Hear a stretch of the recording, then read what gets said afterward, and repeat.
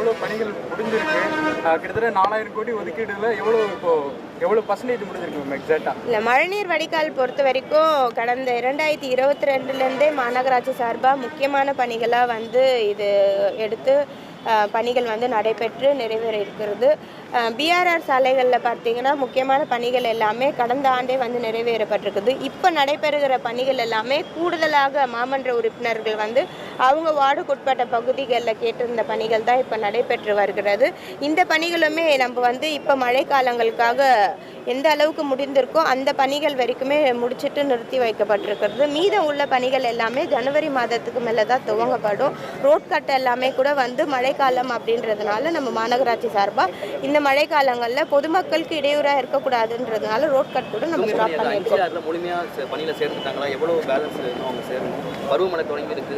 தூய்மையாளர்கள் பணியாளர்கள் பொறுத்தவரையிலும் மண்டலம் 5, 6 வந்து பணியில் விருப்பப்படுறவங்க பணியில் வந்து சேரலாம் அப்படின்றத தொடர்ந்து மாநகராட்சி சார்பாக நம்ம வைக்கக்கூடிய ஓப்பன் டோராக வைக்கிறோம். ஸோ பணியாளர்கள் வந்து நிறைய பேர் வந்து ஜாயின் பண்ணியிருக்காங்க. இன்றைக்கும் நாங்கள் வந்து ஜாயின் பண்ணுறோம் அப்படின்னு தெரிந்தால் உடனே அவங்களுக்கான ஆர்டர் கொடுக்க மாநகராட்சி தயாராக இருக்கிறது. போதுமான அளவுக்கு கிட்டத்தட்ட 1800 பேர் தூய்மை பணியாளர்கள் தேவைப்படுறாங்க. இல்லை, போதுமான அளவுக்கு பணியாளர்கள் இருக்கிறாங்க. எவ்வளோ பேர் இருக்காங்க, இல்லைன்னா கிரைசஸ் இருக்கும், குப்பைகள் தேங்குது அப்படின்ற பிரச்சனைகள்லாம் வந்து அவ்வப்போது வருது. இதெல்லாம் ஹேண்டில் பண்ணுற அளவுக்கு வந்து இல்லை, இப்போ பார்த்தீங்கன்னா மண்டலம் 5, 6 வந்து அந்த பணிகள் வந்து சீராக நடைபெற்று வருகிறது. டேட்டா எக்ஸாக்ட் நம்பர் வேணும்னா கூட நம்ம தரலாம். பொதுமக்கள் பெறக்கூடிய புகார்களுக்கு நம்ம எப்படி கட்டுப்படுத்த உடனடியாக நடவடிக்கை எடுக்கணும்? மாண்புமிகு துணை முதலமைச்சர் அவர்கள் கூட நேற்று வந்து அந்த பகுதியில் ஆய்வினை மேற்கொண்டிருந்தார்கள். வரக்கூடிய மழைக்காலங்களில் வந்து கூடுதலாக கூட இந்த 1913 மூலியமாக நம்ம ஆட்கள் வந்து நியமிக்கப்பட்டு வரக்கூடிய கம்ப்ளைண்ட்ஸ் கால்ஸ் எல்லாமே நம்ம அட்டன் பண்ணுறோம்.